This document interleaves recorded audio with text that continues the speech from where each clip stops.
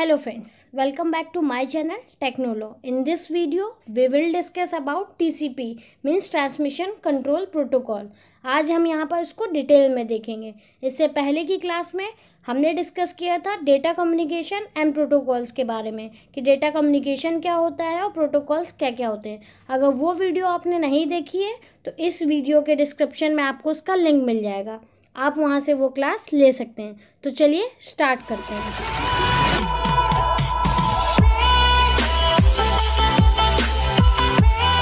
Video के starting में हमने देखा था कि आज का हमारा टॉपिक क्या है।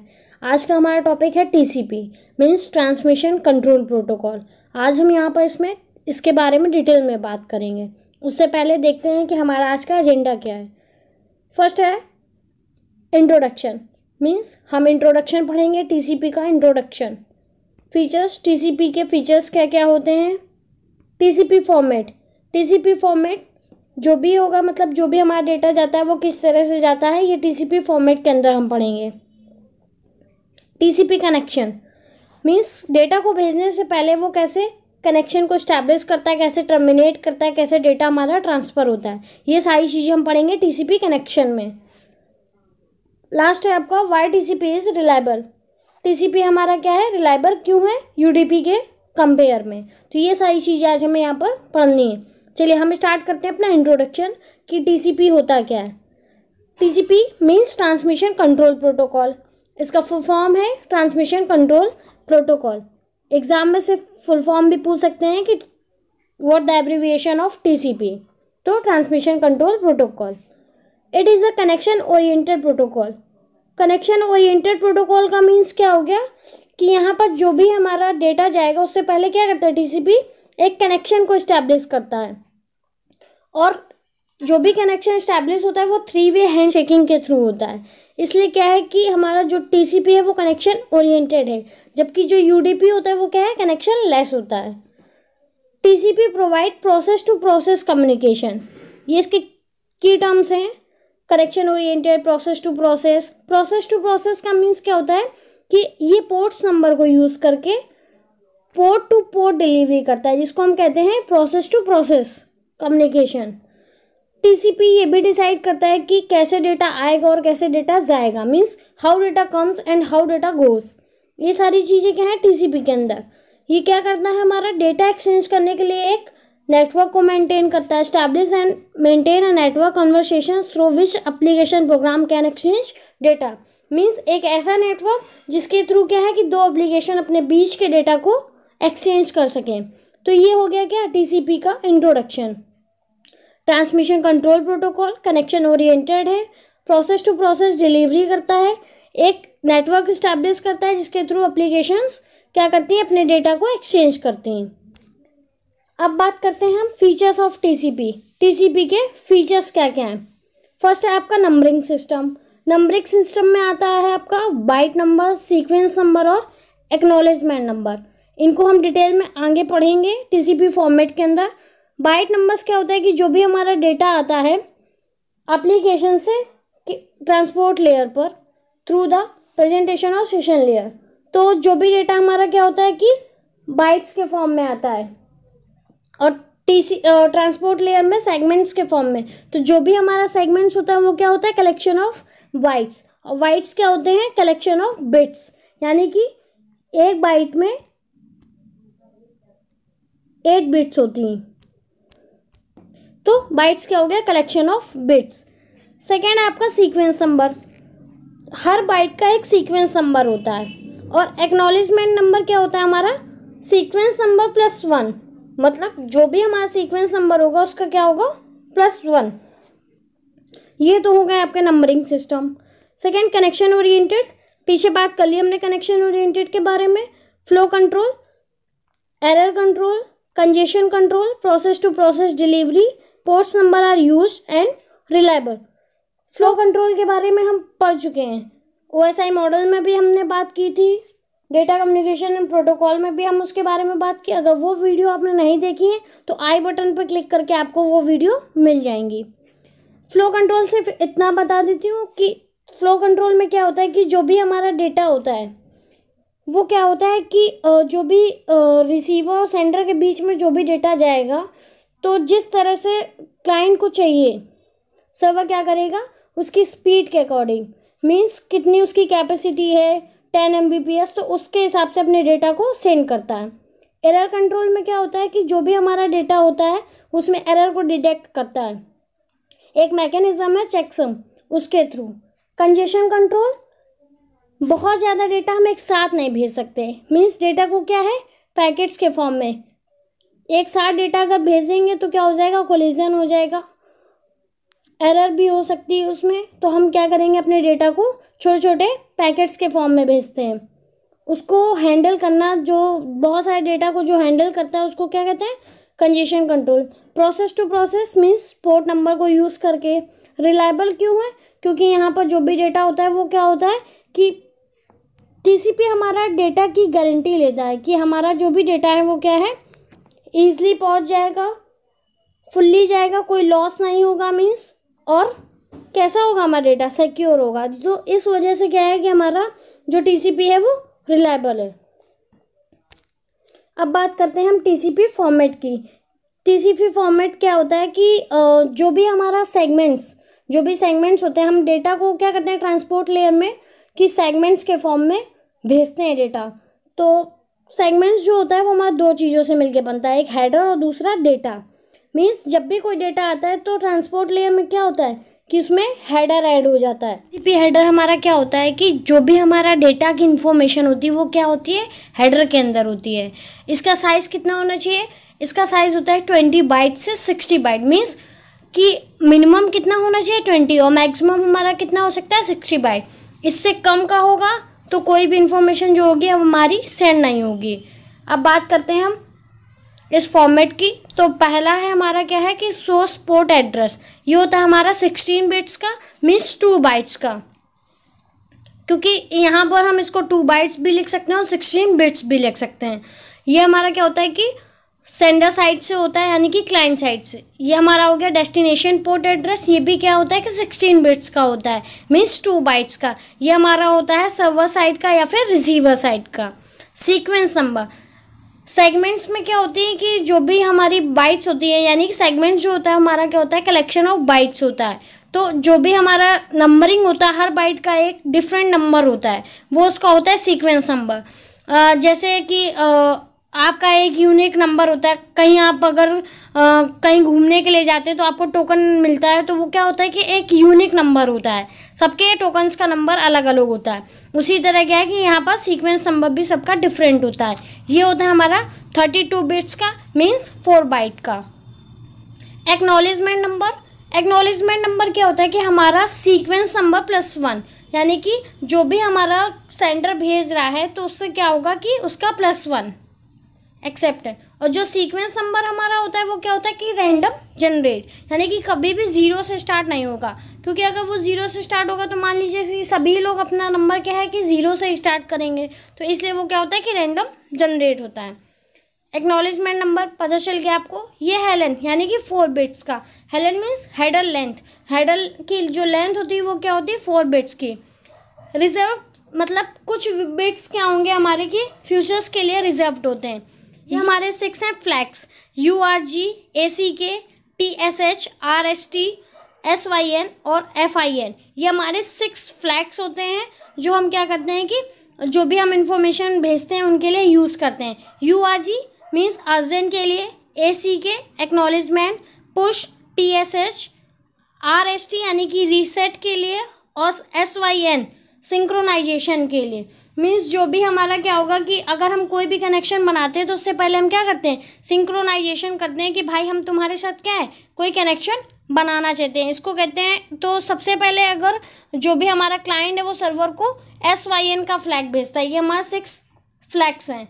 और लास्ट है आपका FIN यानी कि फिनिश। तो ये हो गया आपके 6 फ्लैग्स। विंडो साइज़, इसका भी बहुत रोल होता है कि जो भी हमारा डेटा जब जाता है तो क्या है कि उसके विंडो साइज़ को भी ऑब्जर्व करता है कि भाई इतने हमारी विंडो साइज़ है, इससे ज़्यादा का हम डेटा क्या है एक्सेप्ट नहीं कर सकते। तो विंडो साइज़ पर भी डिपेंड करता है कि मतलब क्या उसका साइज़ है, कितना डेटा हम उसको सेंड कर सकते हैं। चेकसम 16 बिट का होता है। इसके थ्रू क्या करते हैं कि जो भी हमारी एरर होगी उसको हम चेक कर सकते हैं। तो ये क्या है, एक मैकेनिज्म में है, एरर कंट्रोल में हम इसका यूज़ करते हैं। अर्जेंट पॉइंटर मीन्स अगर कोई हमारा अर्जेंट डेटा है तो उसको क्या है कि अर्जेंट पॉइंटर में रखा जाता है कि मीन्स इस डेटा को क्या करना है कि पहले हमें सेंड करता है। ऑप्शन एंड पैडिंग, चलिए अब इन सारे को हम एक एक करके क्या करते हैं कि डिटेल में देखते हैं। अभी यहाँ पर हमने नॉर्मल में समझ लिया कि हमारा सोर्स पोर्ट एड्रेस क्या है, destination, sequence number, acknowledgement number, Helen reserved, URG, acknowledgement, post, reset और सिंक्रोनाइजेशन और फिन यानी कि फिनिश।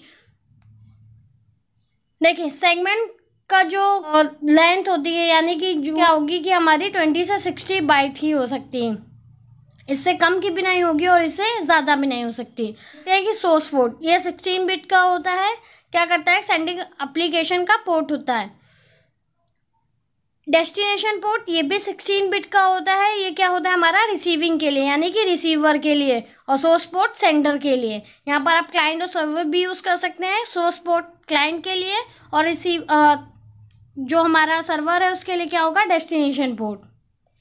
अब बात करते हैं हम सीक्वेंस नंबर, ये 32 बिट का होता है। ये क्या करता है कि जो भी हमारा ईच बाइट का क्या होता है एक अलग डिफरेंट सीक्वेंस नंबर होता है। एक्नॉलेजमेंट देख चुके हैं आप, 32 बिट्स का होता है।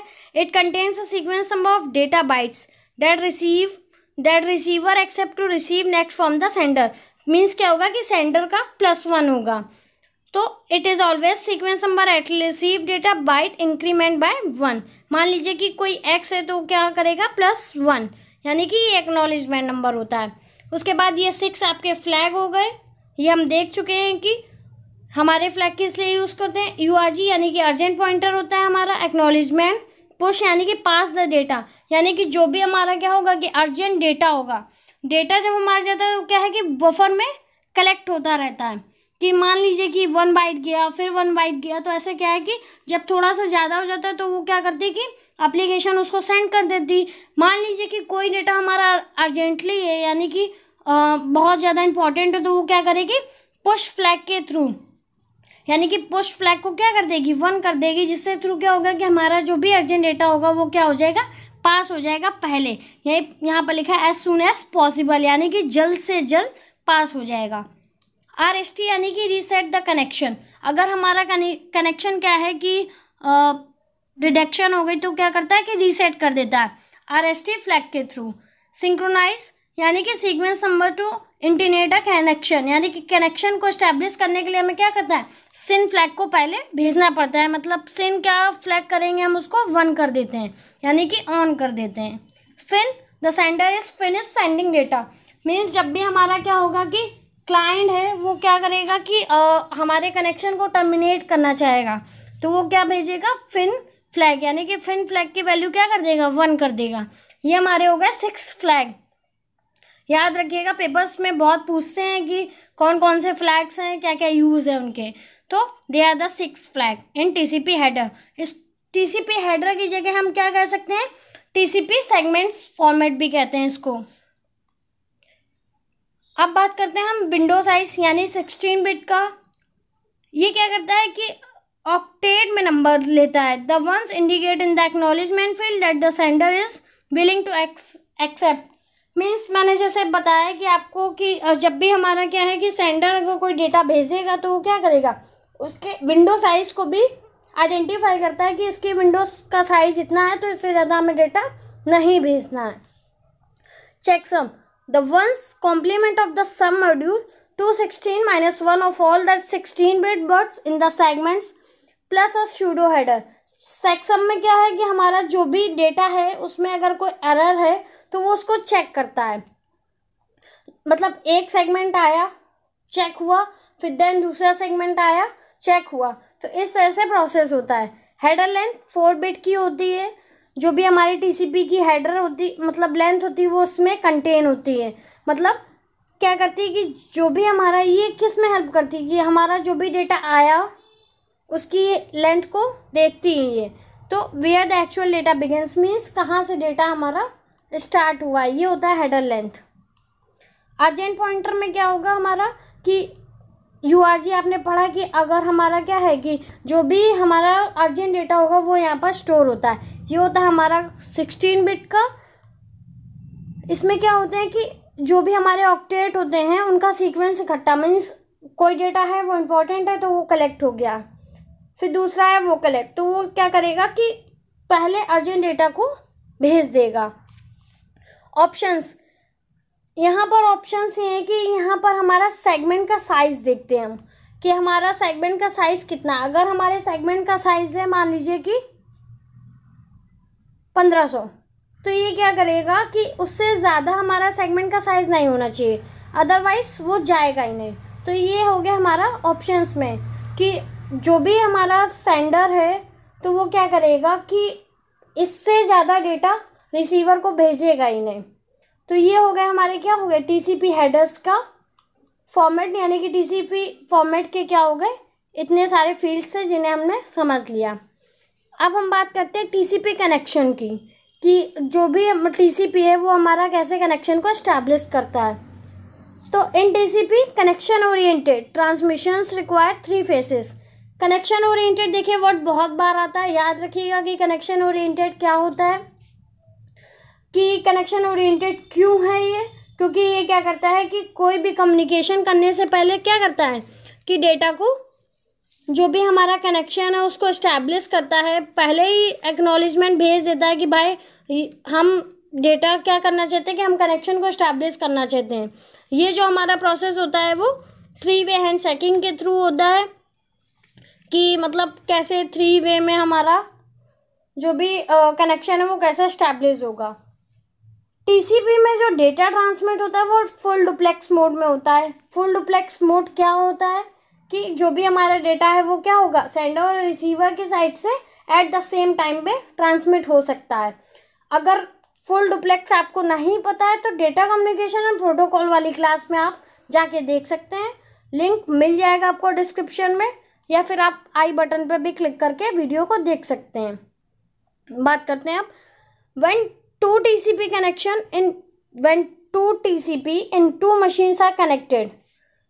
क्या है कि जब भी 2 मशीन्स हमारी क्या होंगी कनेक्टेड, मशीन्स का मीन्स यहाँ पर क्या है कि क्लाइंट और सर्वर या फिर सेंडर ऑफ रिसीवर भी बोल सकते हो आप। तो अब मशीन हो गई हमारी क्या हो गई कंप्यूटर्स, तो they are able to send segments to each other simultaneous. Full duplex में जैसे मैंने बता दिया कि जो भी हमारा डेटा होगा क्या होगा एट द सेम टाइम में हमारा क्या होगा ट्रांसमिट होगा।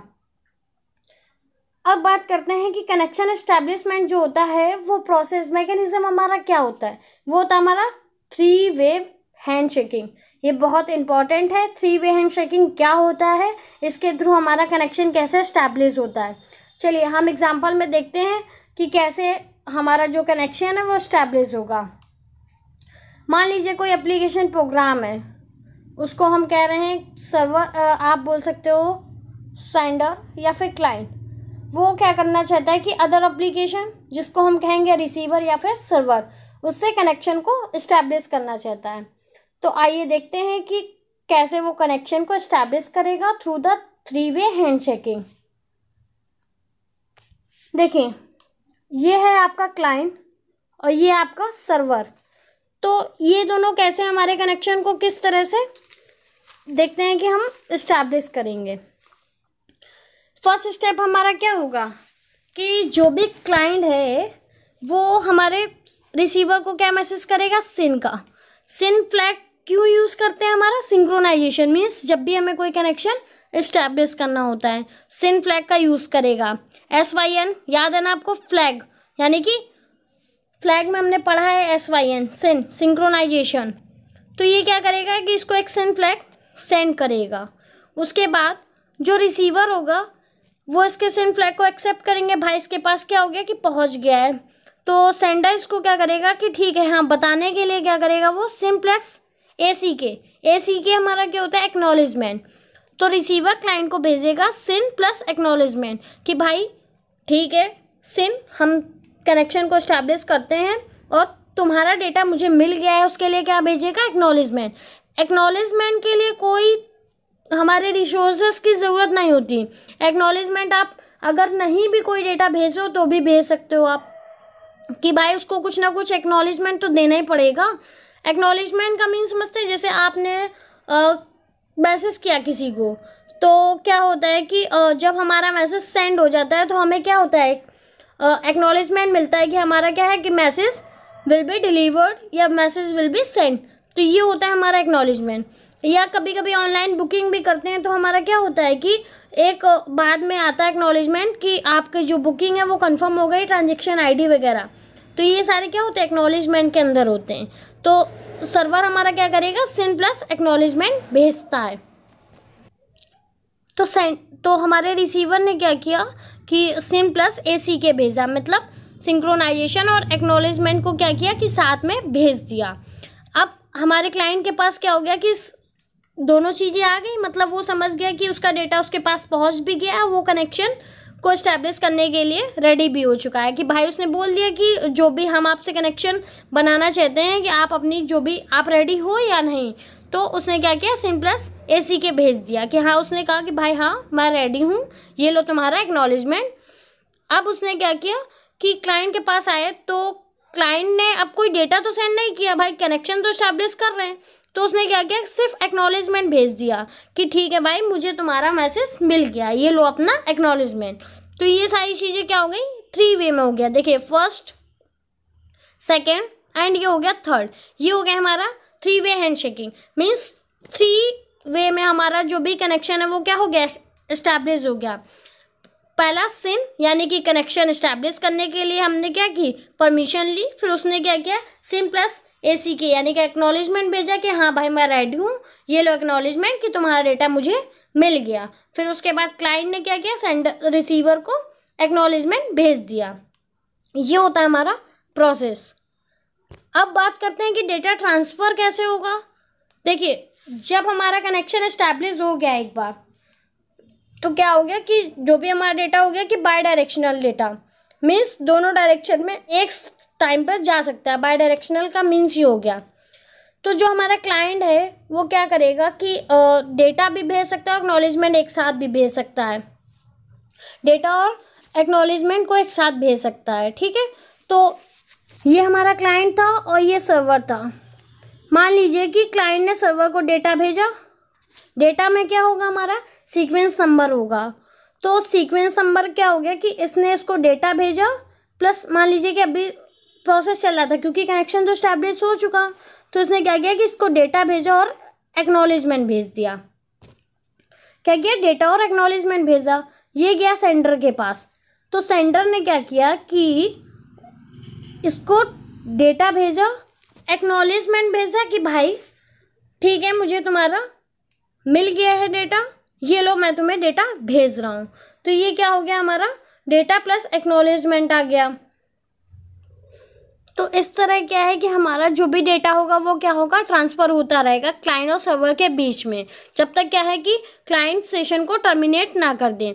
मीन्स डेटा भेजेगा, एक्नॉलेजमेंट, फिर सेंडर के पास से क्या होगा कि जो भी उसने डेटा क्या किया है कि उसने कहा कि मुझे इस डेटा के बारे में जानना है, तो सेंडर क्या करेगा कि जो भी हमारा सर्वर होगा मीन्स वो क्या करेगा, उसको डेटा भेजेगा प्लस एक्नॉलेजमेंट भेजेगा। उसके बाद वो एक अपना एक्नॉलेजमेंट अलग से भेजेगा।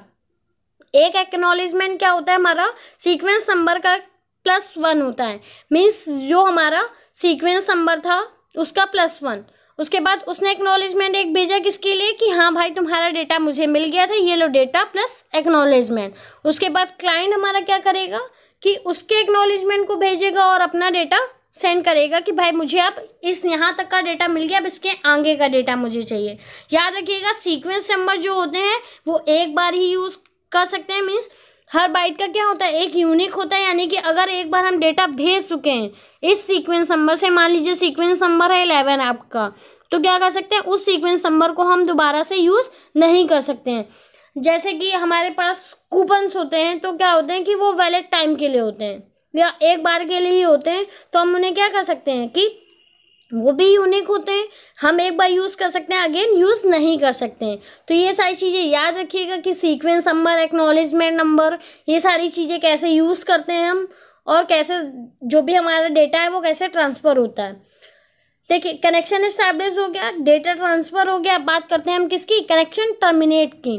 कि हमारा कनेक्शन जो है वो कैसे टर्मिनेट होगा। मान लो कि हमने सारी चीज़ें डेटा ट्रांसफ़र कर लिया, कनेक्शन भी इस्टेब्लिश हो गया। अब हम क्या करते हैं, सेशन को ख़त्म करना चाहते हैं, तो मीन्स क्या है, कनेक्शन को टर्मिनेट करना पड़ेगा हमें।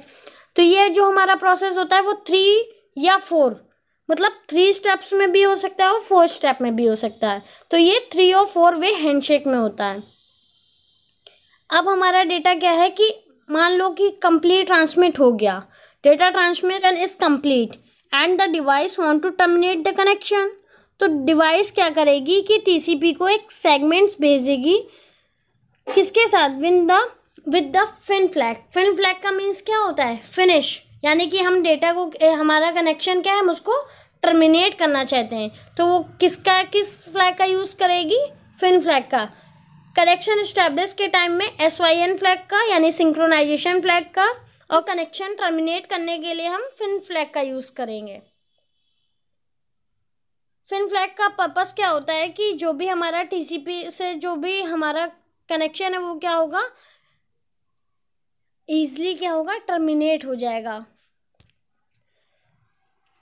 देखिए, जो भी हमारा टर्मिनेशन है वो 3rd और 4th स्टेप में हो सकता है, मैंने पहले बता दिया। 4th स्टेप हमारे क्या क्या होंगे कि पहले क्लाइंट क्या करेगा कि फिन सेगमेंट भेजेगा, किसको, सेंडर को, कि फिन भाई हमने फिन भेज दिया है, अब हम क्या करना चाहते हैं कि कनेक्शन को टर्मिनेट करना चाहते हैं।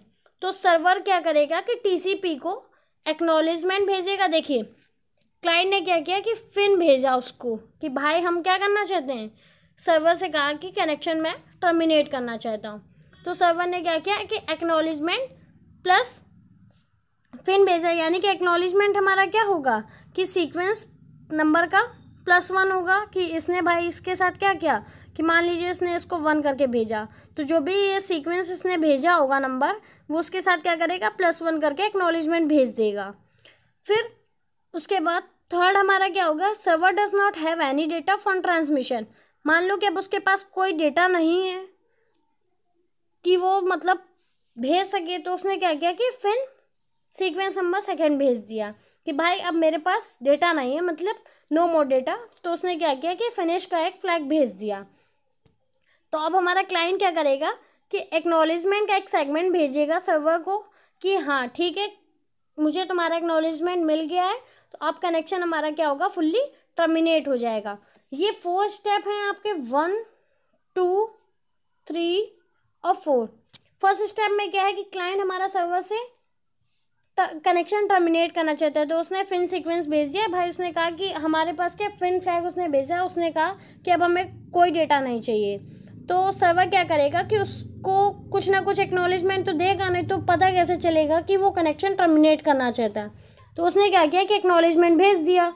मान लीजिए कि अभी वो कनेक्शन को टर्मिनेट नहीं करना चाहता है, तो वो क्या करेगा कि यहाँ पर डायरेक्टली फिन का यूज़ करके, ये एक्नॉलेजमेंट वाला नहीं, फिन प्लस एक्नॉलेजमेंट भेज देगा कि भाई फिन फ्लैग भेज दिया और एक्नॉलेजमेंट भेज दिया कि हाँ ठीक है, मुझे तुम्हारा डेटा मिल गया, आप कनेक्शन को टर्मिनेट करते हैं। ये वाला स्टेप नहीं होगा अगर 3 वे में होता है तो उसके पास गया तो क्लाइंट क्या करेगा, उसको एक्नॉलेजमेंट भेज देगा कि हाँ ठीक है, मुझे तुम्हारा जो भी मैसेज था वो मिल गया, अब हमारा कनेक्शन क्या हो गया, टर्मिनेट हो गया।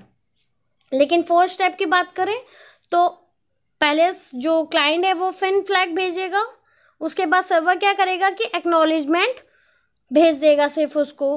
फिर उसके बाद वो देखेगा कि क्लाइंट को क्या है कि अब डेटा नहीं चाहिए, तो फिर सर्वर क्या करता है कि फिन और सीक्वेंस नंबर के साथ भेज देता है कि हाँ फिन फ्लैग अब उसने भेजा है कि हाँ वो भी क्या करना चाहता है, कनेक्शन को टर्मिनेट करना चाहता। उसके बाद क्लाइंट क्या करेगा, कुछ ना कुछ एक्नॉलेजमेंट तो भेजेगा। देखिए एक्नॉलेजमेंट तो हमको भेजना ही पड़ेगा, नहीं तो पता कैसे चलेगा कि जो भी हमारा डेटा है वो क्या है, आ चुका है, सही आया है या नहीं।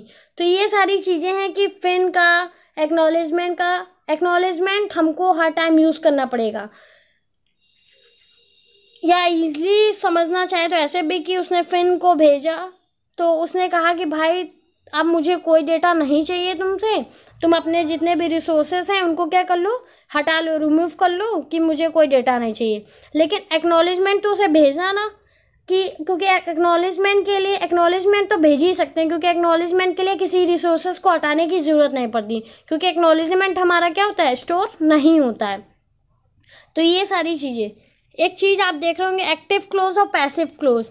एक्टिव क्लोज का मीन्स क्या हो गया कि ये एक्टिव था किसके लिए, टर्मिनेट करने के लिए, इसने उसको भेजा, उस टाइम ये क्या था, पैसिव था। मीन्स अभी वो रेडी हो रहा था कि हाँ कुछ उसके पास से क्लाइंट के पास से हमारे पास डेटा आएगा। उसके बाद ये पैसिव क्लोज, जब यहाँ से जाएगा तो ये क्या हो जाएगा, एक्टिव क्लोज में कन्वर्ट हो जाएगा कि भाई इसने अब इसको क्या किया, एक्नॉलेजमेंट भेज दिया। आई होप आपको समझ में आया हो कि डेटा कनेक्शन कैसे होता है, डेटा ट्रांसफ़र कैसे होता है और डेटा टर्मिनेट कैसे होता है। अगर कोई भी प्रॉब्लम हो तो मुझे कमेंट करके बताइएगा। मैं वीडियो हमारी थोड़ी सी लेंथी थी क्योंकि हमने टीसीपी को डिटेल में पढ़ा है। अब बात करते हैं कि इस पूरे वीडियो में कौन कौन से हमारे की टर्म यूज़ हुए हैं। पहला है आपका wide stream sequence number, ACK number यानी कि एक्नॉलेजमेंट, कनेक्शन ओरिएंटेड, 3-वे handshake, source port, destination port और TCP हेडर। ये सारे क्या थे, हमारे इंपॉर्टेंट की टर्म्स थे। तो आप एक एक करके इन्हें पढ़िएगा। कोई भी प्रॉब्लम हो तो नीचे मुझे कमेंट करके बताइएगा, मैं नेक्स्ट क्लास में इसको डिस्कस कर दूंगी। क्वेश्चन देखते हैं कि TCP से रिलेटेड कैसे क्वेश्चन पूछे जाते हैं एग्जाम में।